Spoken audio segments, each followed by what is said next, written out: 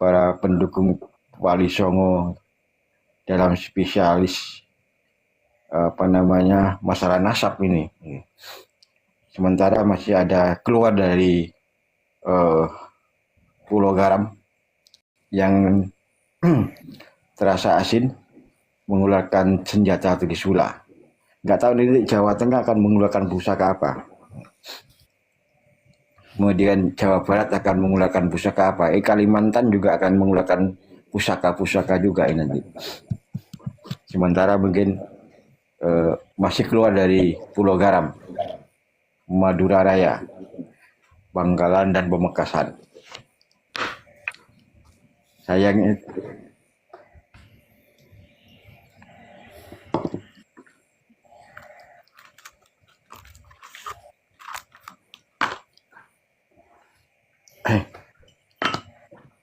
mungkin cak orang biasa ada tambahan cak orang biasa. Ini juga Putra Madura. Baru check out apa nih yang laku udah 500-an. Tempatnya Kori malah diblokir ini. Bisa diambil kesimpulan. Mana caranya masuk ya? Kebenaran tanpa ini lagi yang saya berusaha masuk nggak bisa blokir ya. Mau tak? tandingan. Ini dia mulai malah diblokir kemarin sudah. Ketika dia membatalkan, ini dia lagi ini lafadznya. Kita kan pakai akun saya yang satu. Imam fi Misri atau fi Misra Wasyami Al Hasan wal Husain li Abil Muammar Yahya. Pakai nahnu. Ya, Al Maqbu' bi tahqiq Yusuf bin Abdullah Jamalul.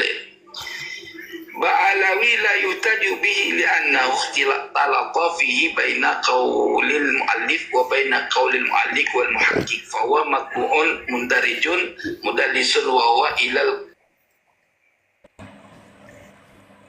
Enggak, saya tuh heran loh kok masih aja pakai Abnaul Imam itu piye. Nggak ada yang lain soalnya Gus. Nah mau cari yang di mana? Hafalannya itu. Kan yang dihafal kan itu kitabnya juga itu. Coba kita dengerin bareng-bareng, nanti kita komenin sama-sama. Saya masuk nggak bisa, tapi lumayan bisa dengerin. Jadi kitab Abnaul Imam pada menerangkan keturunan Abnaul Imam yang ada di Mesir, di Syam, Hasan dan Husain karangan Abi Muammar Yahya ibnu Toba, dicetak dengan tahqiq Yusuf bin Abdullah Jamalul ya Ba'alawi, tidak dapat dijadikan hujah kata beliau.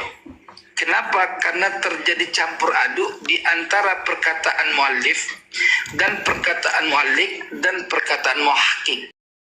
Pertanyaan saya, nih kita munculkan pertanyaan. Jadi ambigu dia, bingung dia. Kitab, coba nih. Semua kitab yang matbu,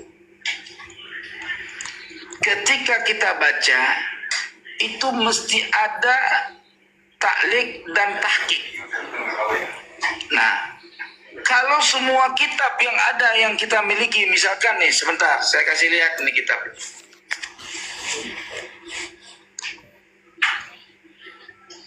Ya, nih kitab.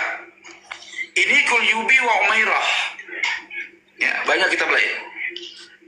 Di sini kitab di sini banyak lagi nih ta'liq tahqiqnya. Ya. Masa nunjukin kitab layarnya gelap? Syihabuddin Ahmad bin Salamah Al-Qulyubi. Terus yang kedua Syihabuddin Ahmad Barlisi ya, Al-Mulaqab bi Umairah. Terus Jalaluddin bin Muhammad bin Ahmad Al-Mahli mensyarah kitab Minhajut Thalib ya, Imam Nawawi. Nah, cetakan ini ada tahqiqnya ya. Ketika kita buka mukadimah ya, di situ ada ta'liq dan tahqiq. Ta'liq itu adalah tugas ta'liq. Misalkan tugasnya ta'liq. Gimana menurut Samen Bang Bang ada satu ibarat kitab itu ya, kan mensyarah yang oleh mu'alliq. Iya, mensyarah betul. Menjelaskan dari mana diambil sumber. Orang mau menggobloki orang aja sih kok ini. Dihentikan dulu. Kama fi bla bla bla bla.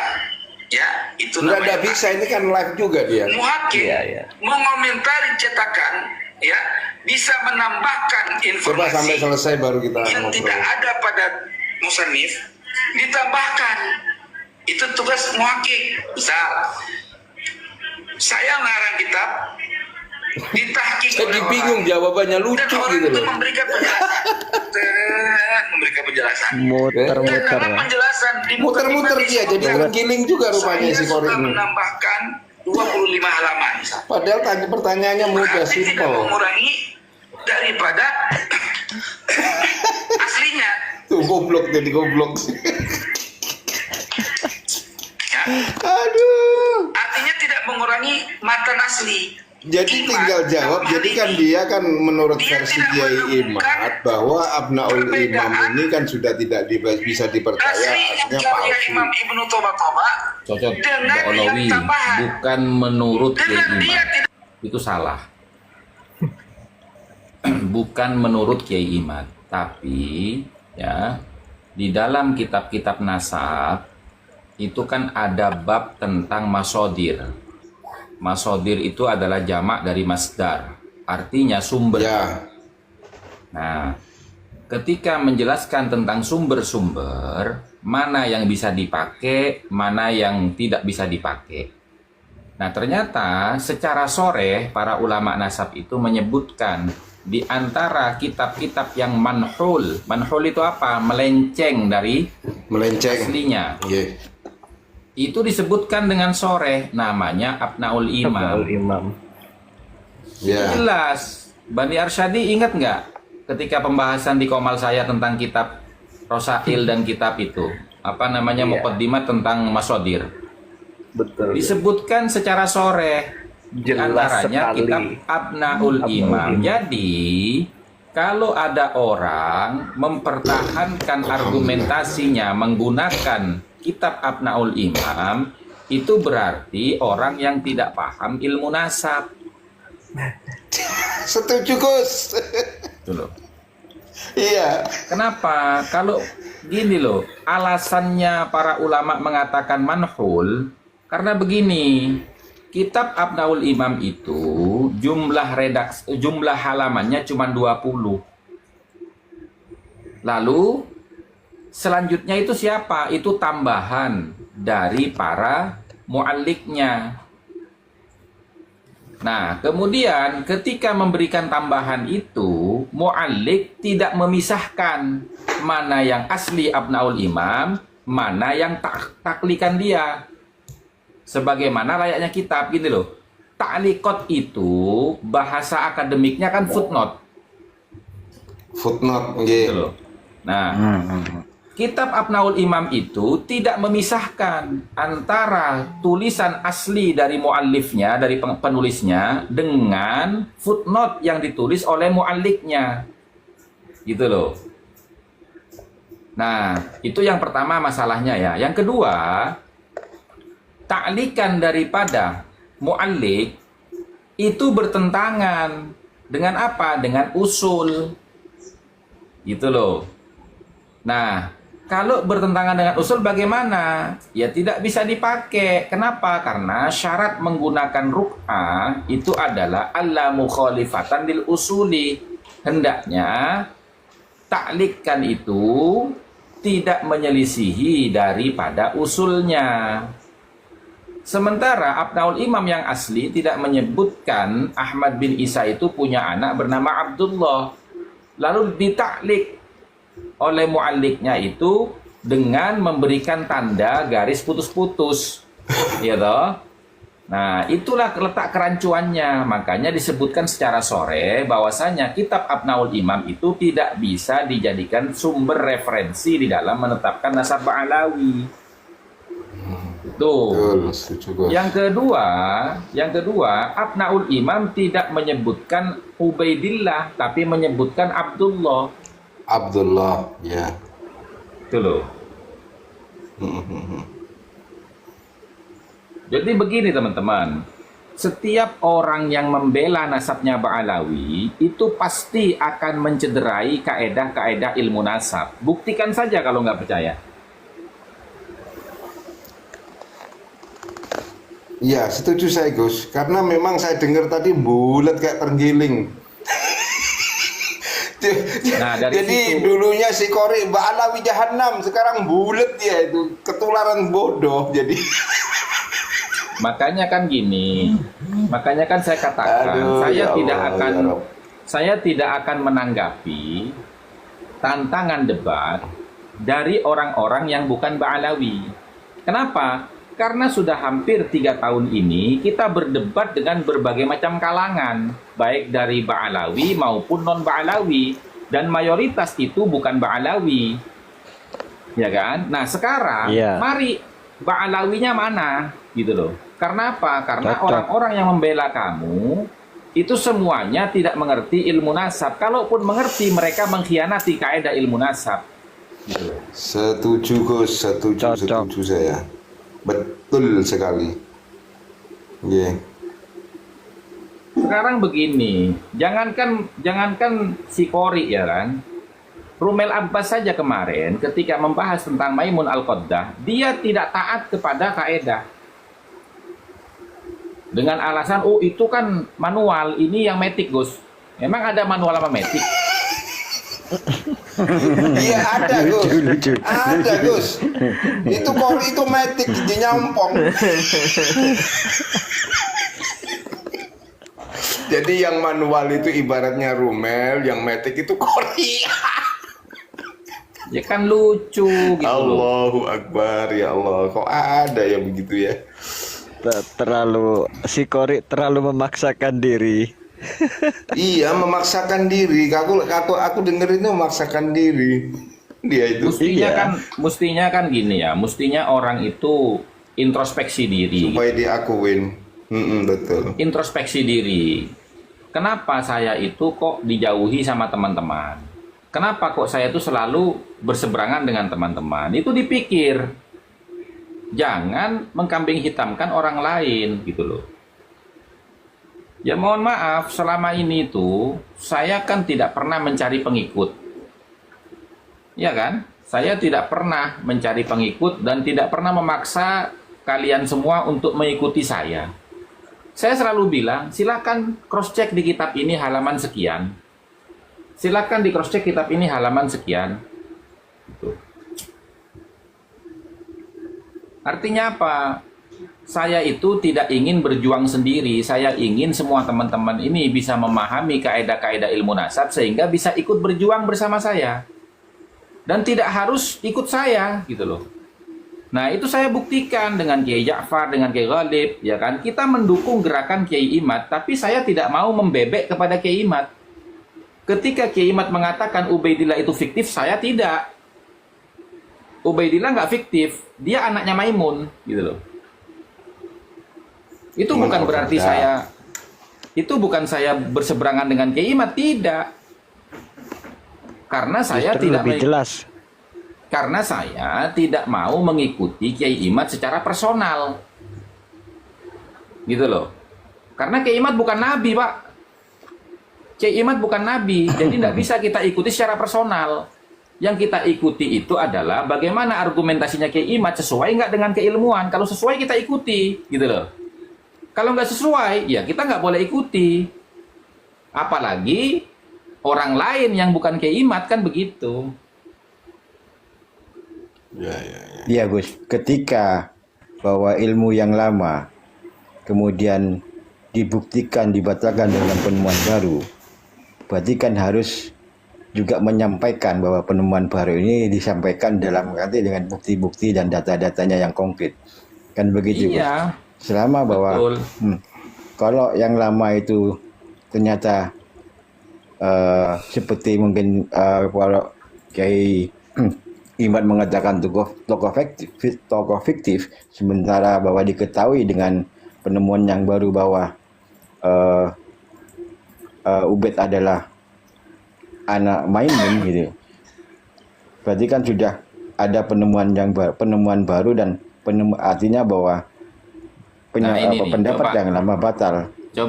Coba diperhatikan teman-teman. Ini ada komen di bawah ini. Buatmu temanku, nebeng terus nikung, enak ya San?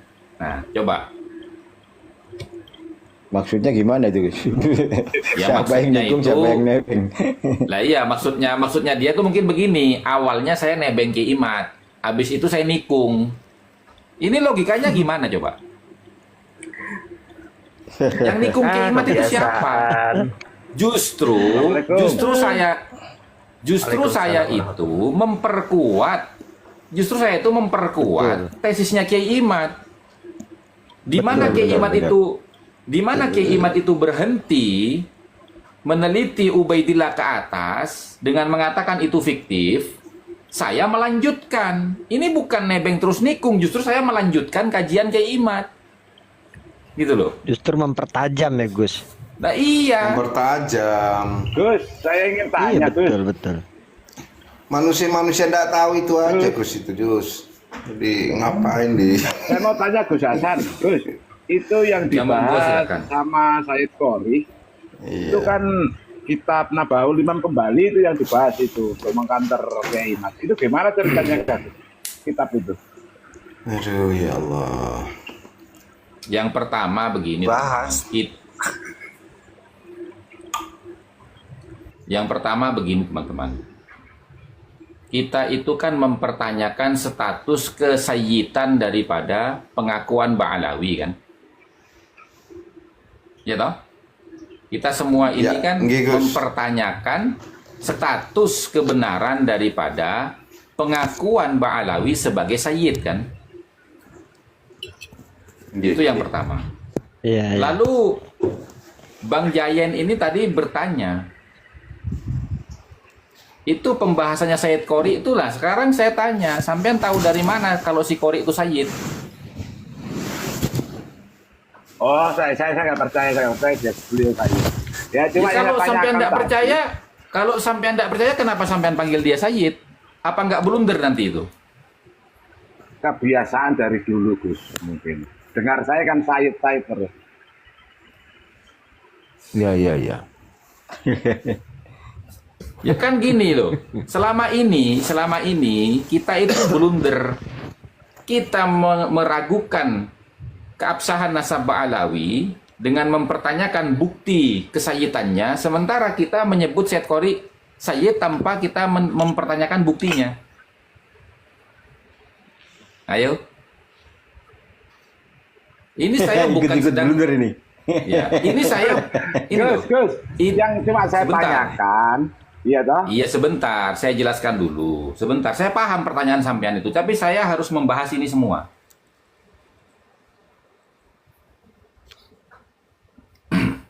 Buku itu sebetulnya menceritakan apa? Saya ini kan nggak tahu. Nah, ya kalau sampean tidak tahu betul nasabnya dia, kenapa Anda bilang Sayyid? Ayo coba, saya tanya lagi.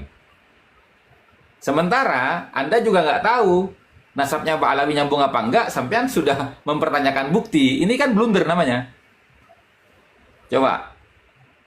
Makanya selama ini di Komal saya selalu bilang, jangan berdasarkan asumsi. Data. Mana datanya?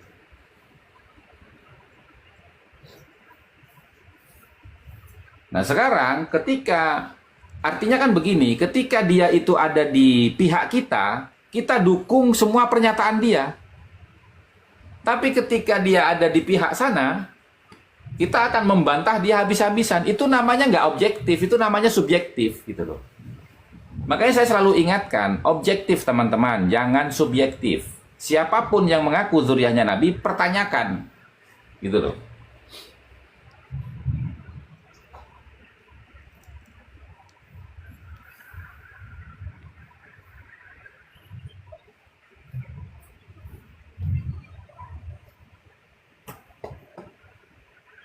Kalau saya kan dulu dikritik sama teman-teman, Gus, itu kan Tengku Qori kan Sayyid, Gus. Jangan panggil Qori dong, panggil Sayyid dong. Saya nggak mau. Kenapa? Oh, nggak ada isbat nasabnya kok, nggak ada syahadahnya. Sama, saya juga nggak pernah manggil dia Sayyid, Gus. Lah iya, ini saya bukan sedang menyudutkan siapa-siapa ya teman-teman. Saya ingin mengajak sampean untuk objektif terhadap siapapun. Karena kalimatnya itu, kullu mudda'in mumtahanun. Siapapun yang mengaku, itu harus diuji kebenaran pengakuannya. Li'anna kullad da'wa, karena setiap Kaidah. pengakuan itu la yusahhu, tidak bisa dibenarkan biduni burhanin au dalilin, dengan tanpa adanya bukti dan dalil, gitu loh.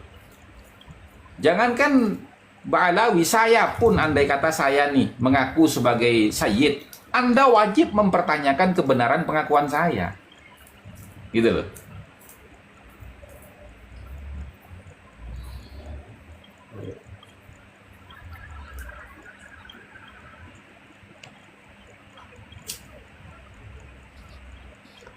Host jangan garuk-garuk host. Hostnya dulu yang paling dukung saya sebagai sayyid itu dulu. Oke, Tengku lah. lanjut Gus terkait Abnaul Untuk Imam panggil sekali Kori lagi, Gus. ya, kalau enggak ya. Ayo, gimana? Ayo. Cepat, ayo. Ya, buku itu loh Gus yang saya pertanyakan. Abnaul Kira-kira Imam. bisa menjawab tantangannya Kiai Imad atau enggak gitu loh. Saya juga nggak tahu.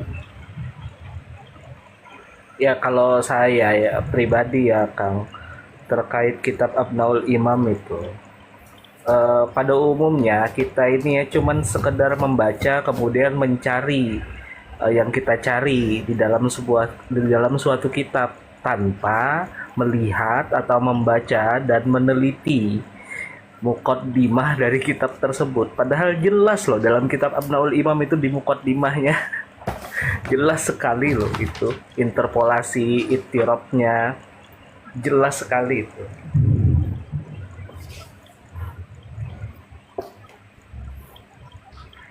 Dan dijelaskan di mukaddimahnya bagaimana Ibnu Imam itu pembahasannya pembahas nasab atau kitab fikih. Nah, kalau Abnaul Imam itu memang kitab nasab.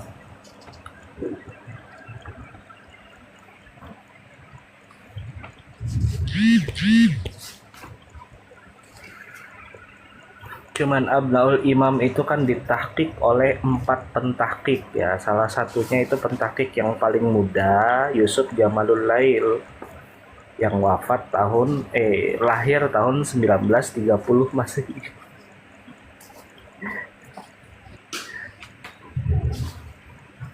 Nah, itu kan saya dengarkan di sebelah tadi, itu yang rencana mau dipakai untuk mengkanter tesisnya Kiai Imad sama Kori, gitu. Nah, saya sendiri Jadi nggak tahu. ketawain orang banyak. Jadi ketawain orang Tadi banyak. udah dijelasin nama Gus Arif, Gus Hasan tadi. Aduh. Ya dan di dalam kitab Rosail itu juga sudah dijelaskan bahwa salah satu masodir atau sandaran ya dalam pengisbatan nasab menggunakan kitab Abnaul Imam itu manhul, artinya tidak bisa dipakai, Kang.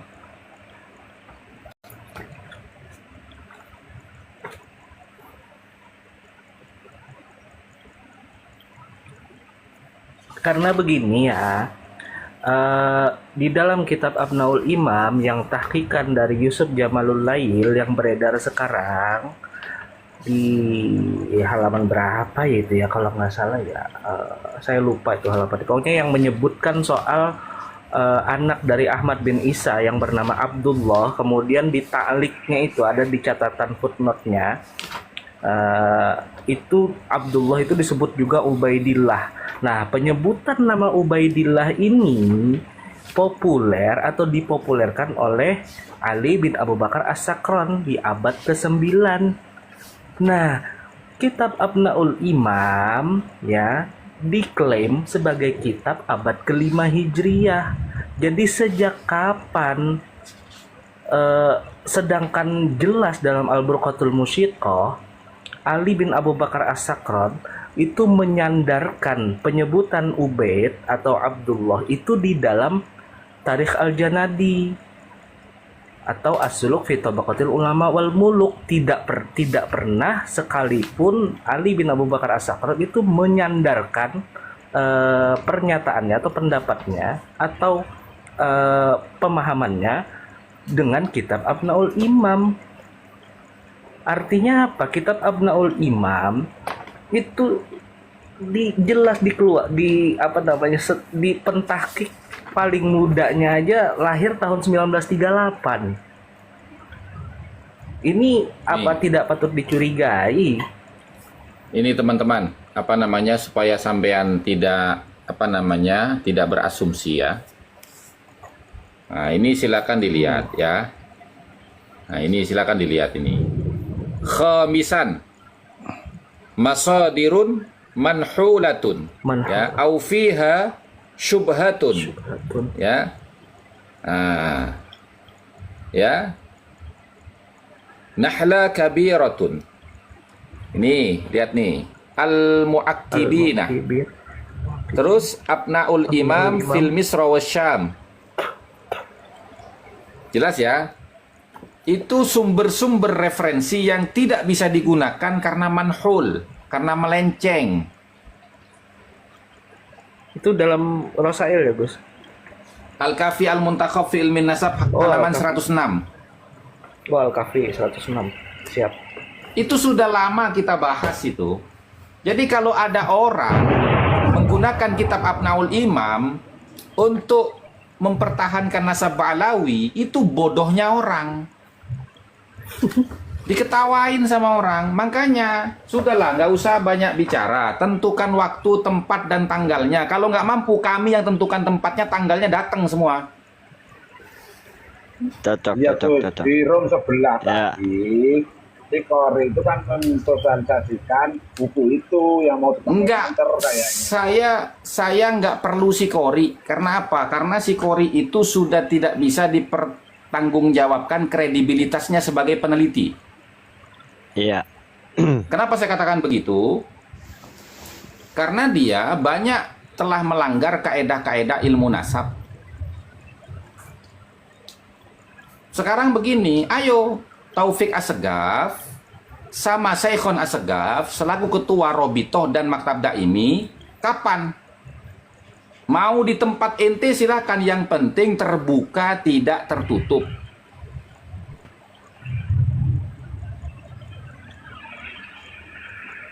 Makanya kan saya bilang teman-teman, sudahlah nggak usah bahas Tengku Kori. Kenapa? Karena nggak penting gitu loh. Apa pentingnya dia? Nggak penting gitu loh. Nggak pengaruh. Kenapa saya katakan nggak penting? Maksud saya gini loh, Gus. Ini posisinya Kori kayaknya kan mau mengganti posisinya Rumel kayaknya. Kalau saya lihat toh, Ya, Enggak, terus enggak. pentingnya buat sampean apa? ya enggak, nanti di pihak sana kan jelas mengeluarkan dia. Kan? Lah iya, lah ya pentingnya buat sampean apa? Untuk saya, kalau saya nggak ada kepentingan apa-apa tuh.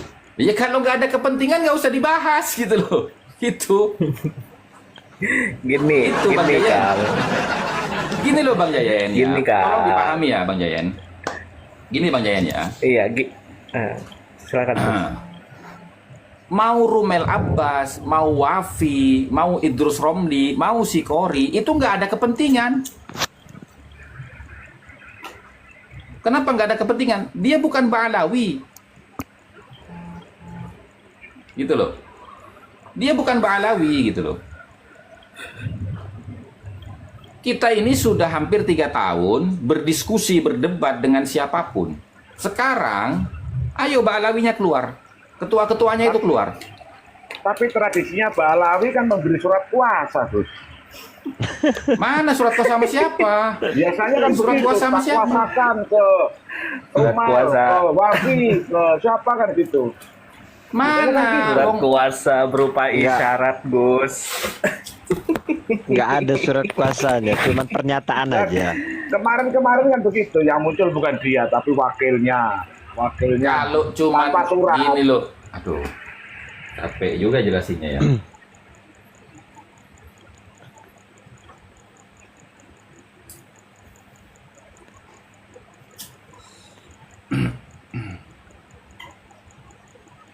Kalau saya melihat dari Teku Kori itu sih mutlak dia itu hanya kepentingan cuan lah, familiar doang, bukan Saya bukan itu Bang Kori muncul pertama kali pakai sorban hijau itu Waktu pertama kali muncul saya sudah gak percaya dengan wajahnya. Yang dia bilang kalau gue yang punya nasab digituin saya lawan. Dia waktu bilang begitu, saya sudah gak percaya, saya keren ini. Tapi ya,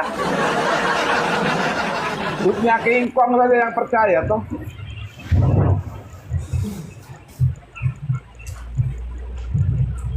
Iya, dia itu cuman kepentingan aja. Dari duit. Makanya dia memperpanjang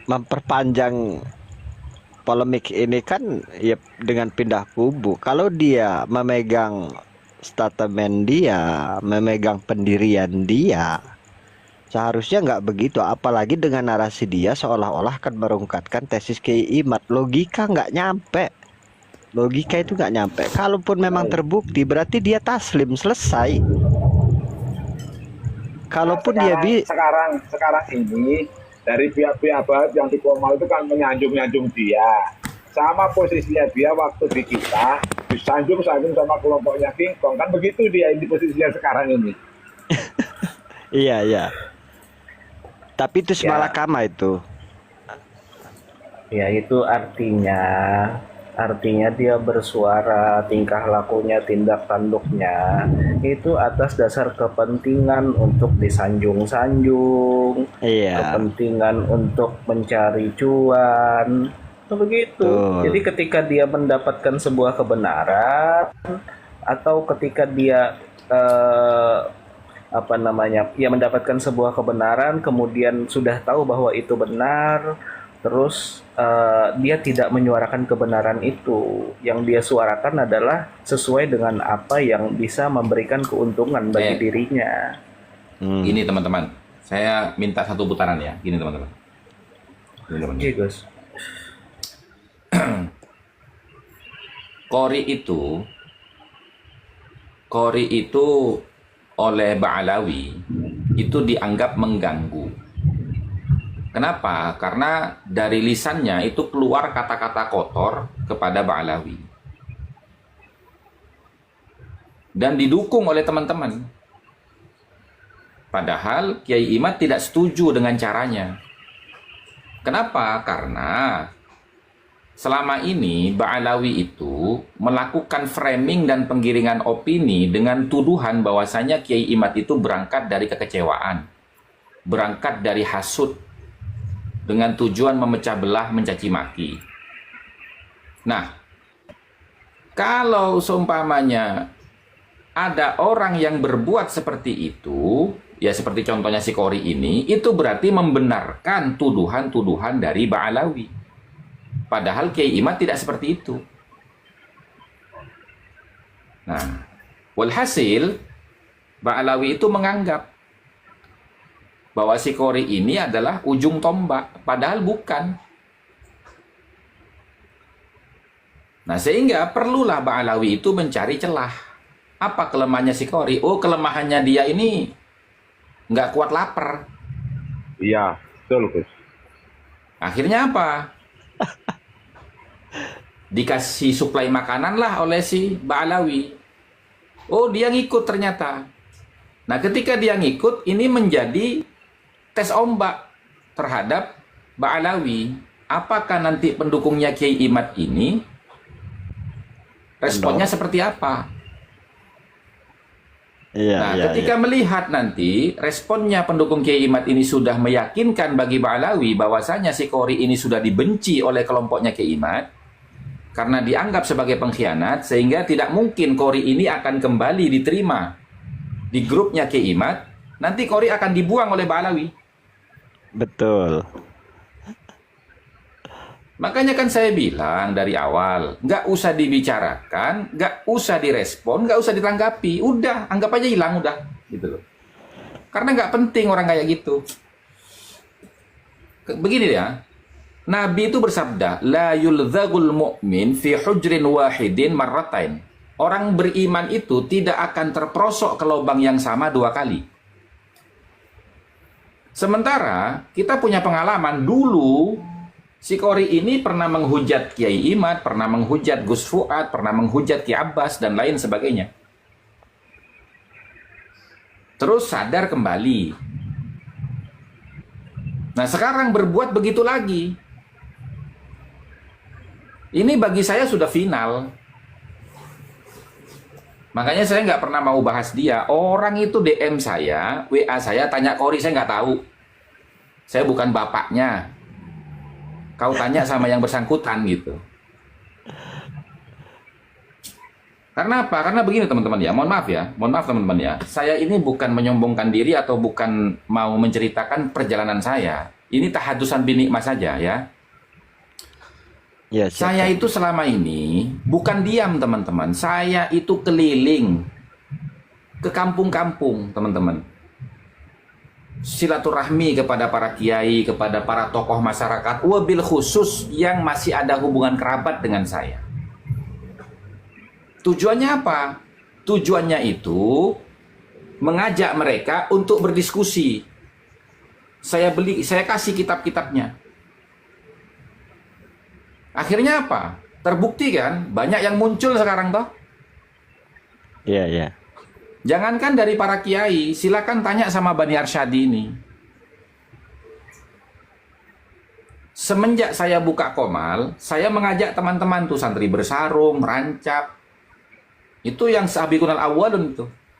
Ayo kita kaji kitab nasab sampai khatam nih. Setelah itu kamu selesai, kamu silakan bertebaran, kamu diskusilah sama semua orang. Buka Komal masing-masing. Termasuk kelompok yang kedua, kelompoknya Bani Arsyadi dari Kalimantan. Itu sampai berapa minggu, berapa bulan itu. Sampai terakhir itu kita bedah buku Keabsahan Nasab Alawi itu. Jadi kalau Kori mau bicara, saya yang berdarah-darah, saya yang... Kata siapa? Memang orang lain itu nggak dihitung gitu loh. Coba sampean cross check dah. Kori itu sejak kapan sih bicara nasab? Coba cross check video-videonya dia. Ya, Terus waktu pakai bandingkan. sorban hijau itu, Gus. Terus Pertama kali bandingkan muncul. dengan YouTube saya, bandingkan dengan YouTube-nya ADJ, bandingkan dengan YouTube-nya apa namanya El Muka, bandingkan lebih dulu mana. Dia dikenal orang itu kan karena debat Banten, dan debat Banten itu kan 7 bulan setelah polemik nasab ini mulai berjalan. Iya. Terus pertanyaan saya nih ya, yang katanya dia sampai kemana-mana, hasilnya mana?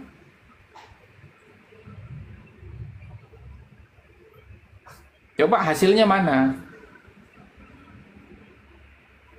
Kalau memang dia mengatakan bahwasanya dialah yang pertama kali berjuang dalam polemik nasab, itu kan bohong besar.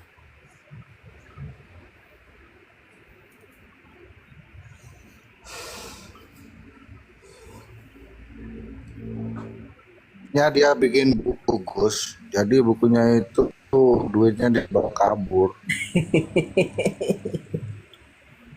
Ya sekarang begini coba ya. Saya bikin buku 13 poin memahami polemik nasab. Tanya sama teman-teman, ada nggak yang bayar duluan? Barang nyampe baru bayar. Lalu dengan seenaknya dia mengatakan saya itu mencari duit gitu loh. Ya sekarang kalau nggak dibeli buku itu, terus saya pakai modal apa untuk meneliti? Kan begitu teman-teman. Cuman kan saya itu malas menanggapi hal-hal seperti itu tuh, saya malas gitu loh. Karena nggak penting buat saya itu. Kepentingan saya ini bagaimana panjenengan semua bisa mendapatkan pemahaman yang utuh seputar ilmu nasab gitu loh. Nggak penting untuk saya itu berdebat dengan orang, nggak penting bagi saya itu untuk mencaci maki orang, mengomentari orang, nggak penting. Bahkan mohon maaf ya, banyak video-video yang dikirimkan ke saya oleh teman-teman tentang orang-orang yang mengkritik saya dari sisi baca kitabnya, dari sisi menjelaskan, dari sisi pemahaman. Saya nggak pernah bantah kan itu, nggak pernah bikin video untuk membantah postingan mereka, nggak. Karena bagi saya nggak penting itu. Yang penting itu panjenengan paham tidak gitu. Gitu loh. Iya, iya, siap, siap.